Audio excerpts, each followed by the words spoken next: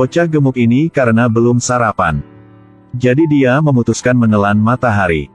Dia langsung melakukannya setelah mengatakan, pada saat anak itu bergerak secepat petir menuju matahari. Tapi bagaimanapun matahari penting bagi dunia. Malaikat awal meletakkan lapisan perlindungan yang tak terhitung jumlahnya. Sekarang ada sebuah tembok api yang menghalangi bocah itu. Dewa api menyuruh anak laki-laki itu untuk bergegas kembali ke ibunya.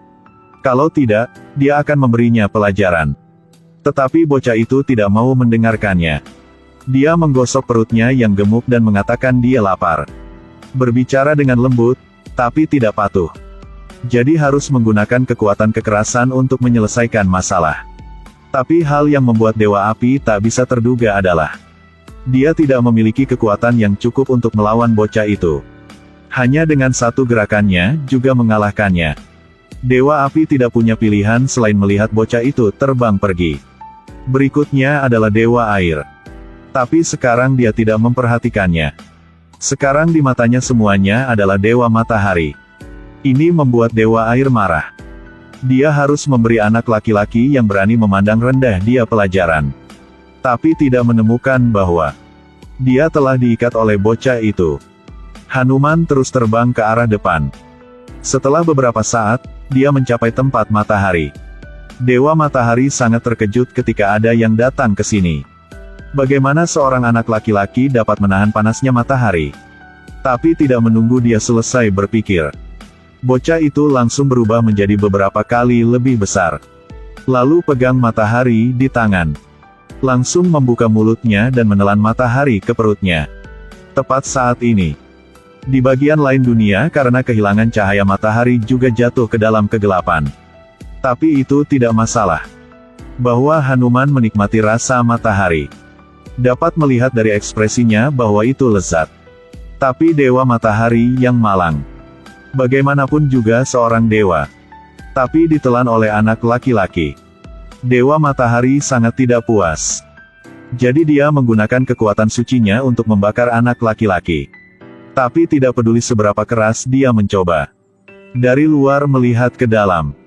Hanya melihat perut Hanuman bersinar. Dewa Matahari tidak percaya. Jadi dia terus menaikkan suhu tinggi. Tapi tiba-tiba jatuh ke dalam aliran waktu. Tidak hanya ada banyak matahari di sini. Tetapi masing-masing lebih besar darinya. Saat ini Dewa Matahari mulai panik. Berdoa untuk bantuan Dewa Siwa. Dewa Siwa muncul dan berkata dengan Dewa Matahari. Jangan berpikir Anda satu-satunya di dunia ini. Jadi Anda bisa menjadi sombong. Bocah itu adalah perwujudan saya di bumi.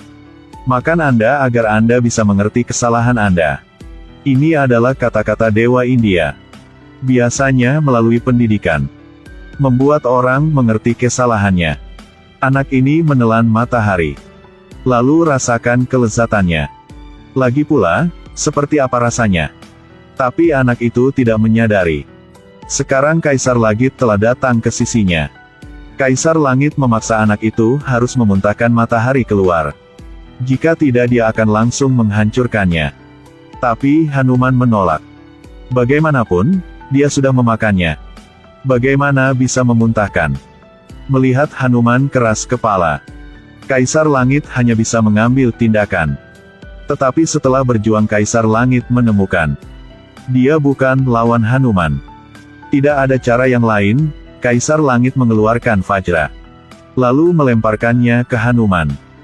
Hanuman mengira ini adalah serangan normal. Jadi tidak punya banyak waktu untuk mempersiapkan. Akibatnya terbunuh oleh alat dewa itu. Sekarang matahari dengan mulus keluar dari perut Hanuman. Kaisar Langit sedikit bangga sekarang. Tapi dia tidak menyadarinya sama sekali. Keseriusan masalah. Punya firasat bahwa sesuatu akan terjadi pada muridnya. Dewa Angin segera menangkap Hanuman. Setelah dia memeriksanya, Dewa tidak bisa merasakan kehidupan dari bocah itu.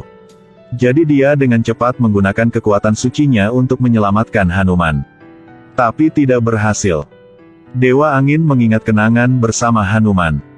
Dia merasakan ketidakadilan takdir. Tapi Dewa Angin tidak mengetahui siapa yang membunuh muridnya. Jadi satu-satunya cara adalah membunuh seluruh dunia ini. Jadi dia menggunakan kekuatan sucinya. Menyedot semua udara di dunia ini. Dewa angin saya. Saya menyatakan semua elemen menjadi milik saya. Akan menghentikan semua udara yang menopang kehidupan. Termasuk semua planet.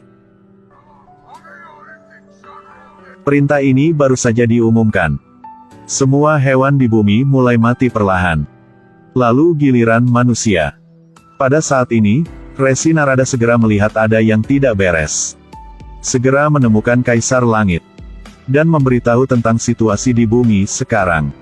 Mungkin tidak lama kemudian surga juga seperti itu. Jika Kaisar Langit tidak melakukan apa-apa, semua orang akan mati. Karena agar tidak kehilangan hak ketuhanannya. Kaisar Surgawi mengambil inisiatif untuk menemukan Dewa Angin.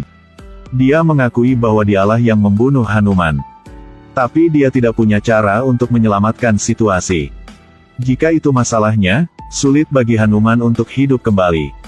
Tetapi Dewa Angin setelah mengetahui bahwa musuh adalah Kaisar. Dia hanya bisa menjadi marah dan tidak bisa berbuat apapun.